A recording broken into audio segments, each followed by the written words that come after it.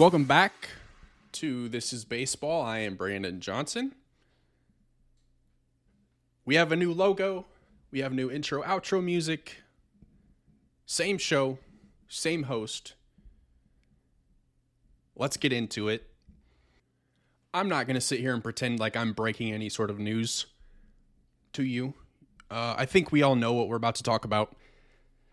The most coveted free agent in the history of baseball, possibly in the history of at least North American sports, signed a deal with his team of the future. And if you're not sure who I'm talking about multi-MVP winner, two-way phenom, Shohei Ohtani. Shohei Ohtani, over recent days, signed a 10-year, $700 million contract with the Los Angeles Dodgers. That is the biggest contract in North American sports, and it's not even close. It's about $250 million more dollars than the next closest player, which was Patrick Mahomes signing $450 million with the Kansas City Chiefs back in, I think that was 2019.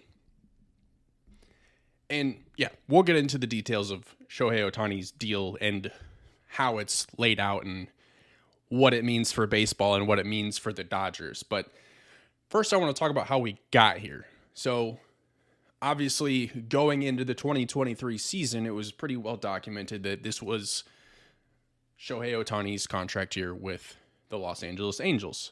And from an individual standpoint, he accomplished about everything you possibly could. From a team standpoint, the results weren't quite there. The Angels weren't successful. That's not really an indictment on Shohei Ohtani because he did his part and they never made the playoffs, but that's okay. So we're getting through the 2023 season and we get to the trade deadline. And I personally, at the time, I had said it, the Angels need to trade Shohei Ohtani and they will get a generational package in return at the trade deadline. They decided to keep him. He ended up being injured and the Angels pretty much let Shohei Ohtani walk for nothing. So offseason, here we are. There are multiple teams that were interested in Shohei Ohtani, as there should have been. All 30 Major League Baseball teams should have been interested in signing Shohei Ohtani to their roster. Now, obviously, is it realistic for 30 teams to be in on Ohtani? No, it's realistic for 5 teams to have a shot at actually signing him. The other 25 teams could only dream of having a player like him on their team, especially for the money that he signed for. So some of the teams that were mentioned, obviously the Dodgers, the Giants, the Cubs, the Blue Jays, the Yankees. These were all teams that were in on Shohei. And there was a big rumor about we were tracking this plane, this private jet that was flying from Los Angeles to Toronto, and it turned out it wasn't Shohei Ohtani at all. It was I never followed up on who it was, but it wasn't Shohei. And the winter meetings were last week, and a deal got done with the Dodgers and Shohei Ohtani. And for me, I think that's the only place that made sense. I think that's the only place he was going to sign. Would I have loved it if he ended up with just like a team that you wouldn't even have thought? Absolutely. Just because I think that would have been good for the sport. But based on how Major League Baseball operates economically, it was only realistic that the Dodgers were going to be the team that he ended up on. Now, here's where it gets interesting. Shohei Ohtani, this was his idea, is deferring $680 million of his $700 million contract until after this contract is up, after 10 years. So he's going to be making $2 million a year for 10 years with the Dodgers. And that is his way of not bogging the Dodgers down and kind of softening the blow on the luxury tax penalty that they would have to pay. So he's getting paid basically nothing, and the Dodgers are going to be able to continue to add and spend and still build their team, their super team. And I think that's where a lot of people are having issues with this, is people are calling for MLB to veto that deal, the deferred payments. Unfortunately, that's not going to happen because in the new CBA, there is no limit on how much money can be deferred in a contract. So MLB is absolutely not going to step in and veto this. So if that's something that you're hoping will happen, it's not going to. This is just, for me, a glaring reminder that MLB desperately needs a salary cap. Because, back to my previous point, these small market clubs they're not ever going to compete with a deal like that. The Royals, the Reds, name a small market club, they are not signing. They don't have $700 million to invest into one player. Now, that being said, I do think that small markets could probably open up their checkbooks a little bit more than they do, but we can't sit here and pretend like there's not a huge disparity in big markets versus small markets. I think if you're a small market, while you can dream of a Shohei Ohtani, you need to make sure that you are drafting talent properly and developing and looking in that mid-tier talent in free agency. And another thing about a Shohei Ohtani signing with the Dodgers, because the thought is, oh great, the Dodgers have a super team, and on paper they kind of do. But baseball is a weird sport. It's not like NBA, it's not like NFL, where a super team virtually guarantees success.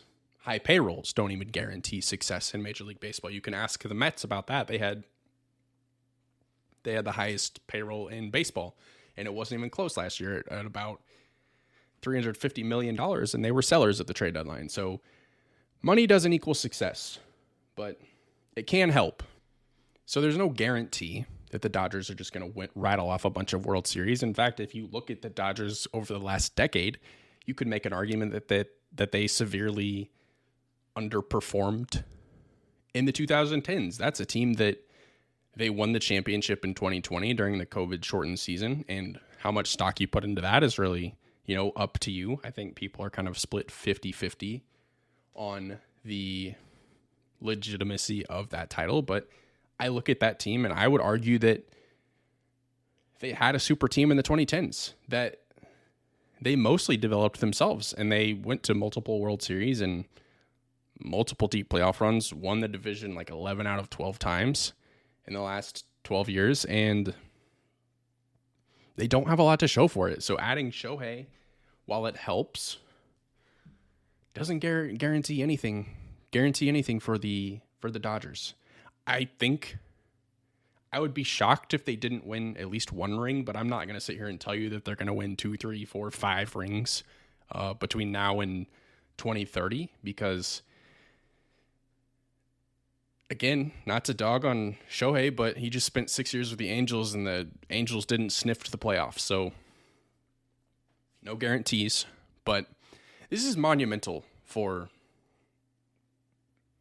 baseball. It's a deal that $700 million, I think people would argue that he probably could have been paid more just based off of what he has done and what he can do. But I think $700 million is completely wild. And he's 29 right now. He'll be 39 when that deal ends. And depending on how he is health-wise, he could potentially get more. But yeah, wild deal. And it's crazy that we have been kind of anticipating this all season and just kind of watching it. What's Shohei going to do? What's Shohei going to do? And he did, I think, about what we all expected him to do. Sign a huge deal with a big market and shock the system. So good for him. I mean, all things considered, like, well-deserved, and wish him success. He's not going to be pitching this season in 2024 because he's going to be recovering, but he will be DHing for the Dodgers. So he will have an impact on that team, and we all know how great he is offensively. So Dodgers are in good hands. They still have Mookie Betts, perennial MVP candidate, Freddie Freeman, perennial MVP candidate, and just a bunch of other talent on a very good Dodgers roster. And a team with the Dodgers, I actually thought that 2023 was going to be kind of their last hurrah of just running the National League West. I thought that the Padres were going to be better than they were this year, and I thought that the Padres would take a step forward, build off of what they did in 2021 in an LCS appearance, make the playoffs again in 22, and then just keep building off of that and be good for years to come. But I don't feel that anymore. It seems like the Dodgers are here to stay and are just going to continue to run the National League West. And I think they'll get at least one ring. I can't sit here and say that they're going to win multiple rings, because it's just not how baseball works. I want to take a look at the Kansas City Royals. So Kansas City Royals have, to put it politely, just been a little bit of a dumpster fire. 2022 happened. It didn't go according to plan. They cleaned house. They moved on from their general manager and vice president of baseball operations, Dayton Moore. They moved on from the majority of the on-field coaching staff and Mike Matheny and Cal Eldred, and brought in new ideas, new people. They brought in Matt Quatrero from Tampa. They brought in Brian Sweeney from Cleveland. Tampa and Cleveland, both teams that are well known for being able to develop pitching. JJ Piccolo, been in the organization for a long time. He was the GM in 2022, but Dayton Moore had to sign everything off. So 2023, JJ Piccolo has just kind of full control of personnel decisions for the Royals. And all that being said, they took 2023 as an evaluation year, and it did not go well. We knew that about 6 weeks into the season, that this team was a mess and there's a lot wrong with it. Most obviously, the biggest problem is the pitching from the starter all the way to the back of the bullpen. There's just a huge problem pitching wise. I actually think that their defense is pretty good, and I think offensively they are ready to compete. And something that JJ Piccolo has been good at is being transactional. And where I felt like Dayton Moore was really always kind of focused on drafting and developing, and he never was able to draft and develop decent pitching outside of, I can't even think of anybody. I was going to say Danny Duffy, but that was going to be a stretch. But JJ Piccolo at the winter meetings, the Royals at the winter meetings, were pretty active in the pitching market. Now, none of it came to fruition, but this was the first time in a long time that I have seen the Royals the Royals are in talks with this team about trades. The Royals are in talk with the Marlins about trading for starting pitching, or the Mariners for starting pitching, or the Royals are talking to Sonny Gray or Eduardo Rodriguez, two top pitching free agents. That is something that you have not seen the Royals do. So it was refreshing while the Royals didn't get any deals done with those players. Sonny Gray went to the St. Louis Cardinals. Eduardo Rodriguez went to the Arizona Diamondbacks. But it was nice to see that the Royals were at least in the conversation, where it felt like in years past, we were just kind of like, what are they even doing? There's not even a peep about something that they are possibly looking into. But moving ahead to this season, they signed Will Smith to the back end of their bullpen, and he's a very serviceable reliever, and he's going to help solidify and kind of stabilize a really bad bullpen in Kansas City. And now Royals can't stop there. They've got some moves that they need to make in the bullpen as well, one or two players, but they also need to address their starting pitching.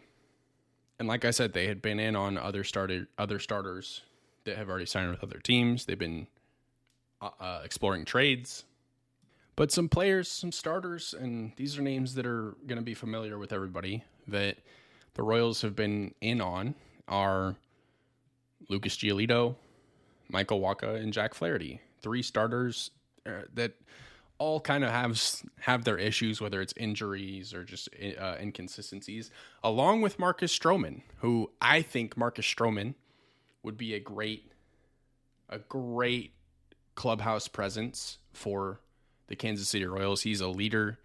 He will be a great influence on a very young pitching staff, and I hope that's something that they accomplish along with one or two of those other names, because I look at the Royals starting pitching right now, and Cole Reagans will obviously be there.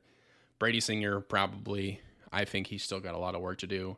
I think Daniel Lynch could be a starter if he can get healthy, but adding the right player, the right free agent, and I'm going to sound crazy when I say this, but adding the right player, if you spend $60, $70 million, whatever it is, among a couple players on your payroll, adding it to your payroll this year, I think in the American League Central, it's not crazy to think that the Royals could compete for that division this year. Listen, it's well documented that the Central is weak. The winner of the division was the Twins, and they won less than 90 games. I don't think it's crazy that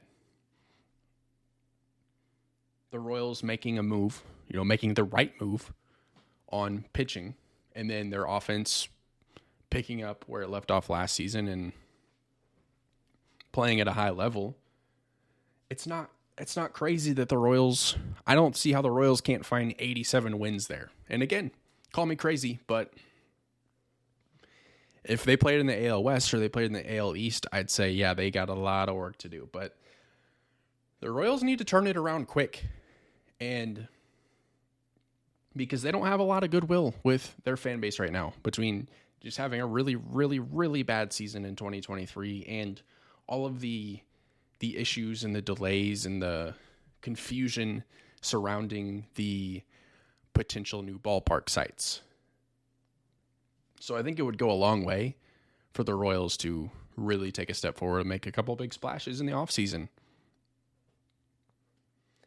Because the sentiment right now is, why should we care about a new ballpark if you can't even field a team? Why, we don't want to go watch your team now. Why would a new ballpark make us want to watch your team? So for me, especially since a vote will potentially be happening on said ballpark in, as long as they meet deadlines in either April or November, I think it would be good, at least on paper, to look like your team is going to be competitive this season, because I think that could at least make people feel better about it. Because right now, it's hard for me to think that anybody is interested in a new stadium. I'm excited to see how all that plays out with the Royals. Obviously, being a Royals fan, I really want them to be good, and it's very frustrating to see them just be a disaster ever since their World Series championship. And it's especially frustrating whenever the Chiefs share a parking lot with them, the Kansas City Chiefs share a parking lot with them, and we've seen what they've been able to accomplish over the last 6-7 years. And it's just, the Royals have got to at least be competitive, and I think they're just a couple free agent signings away from being there. That's all I have for this week. Thank you for listening. We'll see you next time.